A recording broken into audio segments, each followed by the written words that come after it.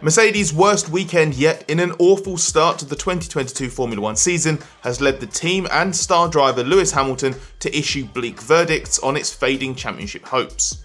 With Hamilton now 58 points adrift of Charles Leclerc and Mercedes 47 points behind Ferrari, the chances of driver and team securing yet another title together this year look increasingly slim.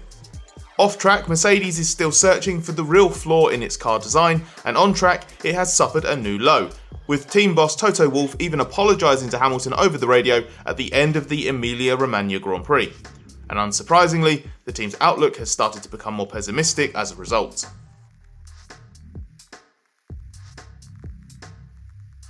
Mercedes drivers George Russell and Hamilton struggled in qualifying and were both eliminated in Q2 thanks to a combination of tyre warm-up problems, red flag timing and the weather conditions. That was the first time since 2012 that Mercedes failed to get one of its cars into the top 10 shootout. Russell's lap was almost 2 seconds slower than the session heading time of Max Verstappen. The Mercedes is not genuinely 2 seconds slower than the Red Bull Ferrari pace, but these circumstances could not have been worse for the team. It was a compounding set of problems, all of them rooted in the Mercedes W13's inability to move its porpoising to a competitively high speed. The low speed at which the onset of porpoising occurs on the Mercedes obliges it to be set up with a comparatively big rear ride height. Otherwise, the car would be porpoising into and through the corners and would be undrivable. The minimum ride height at which the team is forced to run the car is way too high to give downforce compared to the two lead cars and imposes a drag penalty into the bargain. That has been the case for the whole season to date. What made the problem even more serious at Imola was that the porpoising was starting at an even lower speed than normal, which Mercedes couldn't understand, and the fact there were cool track conditions. A track temperature which rarely strayed above 15 degrees meant downforce was even more crucial than usual in bringing the tyres quickly up to temperature. Hamilton's choice of a lower downforce rear wing than Russell only compounded his problems further. Russell finished the sprint in 11th, while Hamilton finished 3 places behind him, running 15th in the early stages, then overtaking Lance Stroll to secure 14th. The resulting lowly positions for Sunday's Grand Prix, combined with the poor tyre warm-up, left Mercedes pessimistic. Russell salvaged a fine 4th place, which was rooted in a mega opening lap in which he gained 5 places thanks to a great start and the first corner collision between Carlos Sainz and Daniel Ricciardo. But Hamilton had a miserable Grand Prix in the midfield, stuck in traffic and unable to make meaningful progress. He actually lost ground at the pit stops when everyone changed from intermediates to slicks. Mercedes believes that the W13 was broadly as competitive as it was during the opening 3 weekends, when it had the 3rd fastest car in race conditions. Because the car is relatively quick once into a steady state, run with the tyres working.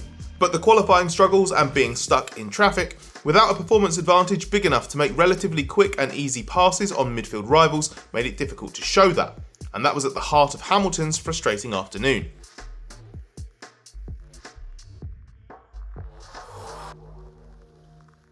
Hamilton and Mercedes have not wanted to rule out competing for this year's title and have focused on an optimistic outlook in the hope that unlocking its car's potential sooner rather than later will transform its fortunes. But at Imola, Hamilton simply declared, "I'm out of the championship," and even the usually optimistic Toto Wolff was left to conclude that Mercedes has no business calling itself a title contender at the moment. These were the first hints, if not outright admissions, that Mercedes might not get this fixed in time to save its season, and that sooner rather than later, its intentions will need to turn to saving 2023 instead.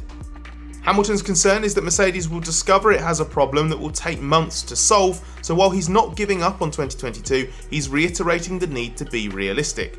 That included a comment that Mercedes may need to work hard to make sure we're not in this position next year. At the start of the season, during the first test in Spain, Hamilton bluntly brushed aside a question about whether he feared Mercedes might get caught out by the major rule changes. He asked in return why he would think that, declaring Mercedes does not make mistakes.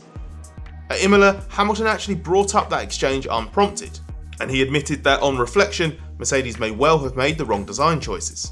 Hamilton still hopes that Mercedes' intense efforts to get to the bottom of its porpoising problem will be rewarded, but he indicated that Mercedes definitively determining that its concept is flawed would effectively be the next best thing, because it would at least then be able to come up with an action plan. Mercedes is desperately trying to work out what it can do to make the car work in reality the way it does in its simulations. The flaw is doing so much of the work with this generation of cars, and that's obviously where the porpoising issue stems from. Wolff's not willing to accept that the entire W13 concept is wrong, even if there might be something within the car that just doesn't work with these regulations. But he has said for the first time that Mercedes may need to decide to cut its losses sooner rather than later, which means deciding whether completely starting afresh has more potential. That's not a simple equation though.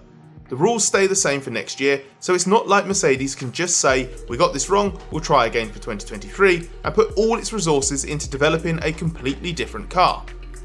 And if Mercedes continues to spend time and money on this concept and can actually fix the problems, that will pay off longer term anyway, because the car will stay broadly the same. Basically, Mercedes needs to actually understand what's gone wrong with this design. Only then will it be able to work out if a major change is needed, or if it can stick with the development path it's been plotting for so many months.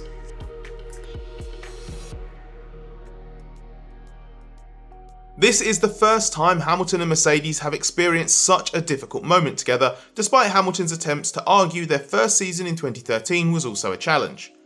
The fact is that F1's most successful driver-team partnership has always been in contention for poles and wins at worst.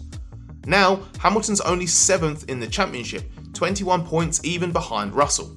Hamilton's decision to leave McLaren just before it started struggling and join the Mercedes team ahead of its dominance in the V6 turbo hybrid era was a career-defining move. He has a contract with Mercedes until the end of 2023, but he is getting ever closer to calling it quits. So it's not surprising that Mercedes' current woe has led to some suggestions Hamilton might now be reconsidering his future already. After the previous race in Australia, two-time world champion Mika Häkkinen made critical comments about Hamilton, speculating that he would be thinking about switching teams and even suggesting Hamilton would be sulking behind the scenes. That has unsurprisingly been emphatically rebuffed by Hamilton himself. When asked at Imola if he remained committed to Mercedes, Hamilton implied he had read Häkkinen's comments, describing remarks from certain individuals that he could remember growing up respecting when he was younger as silly and a bunch of nonsense, all in the aim to get themselves in the headlines to make themselves relevant. He reaffirmed 100% commitment to the team and said that just because we've hit a rough patch, it's not in his DNA to back away. Over the Imola weekend, Hamilton's former teammate Nico Rosberg showed there's no love lost between the two old rivals with a couple of digs of his own. First, he suggested that the tension was rising internally in response to footage of an exchange between Hamilton and Wolff during qualifying that was broadcast on the world feed. Hamilton, with his helmet still on, was in conversation with Wolff after both cars were knocked out of Q2, and the team boss looked particularly animated. Hamilton declined to disclose the details of that conversation afterwards, but Wolff batted it away, saying it's quite funny how it's been interpreted and that there is no division in the team.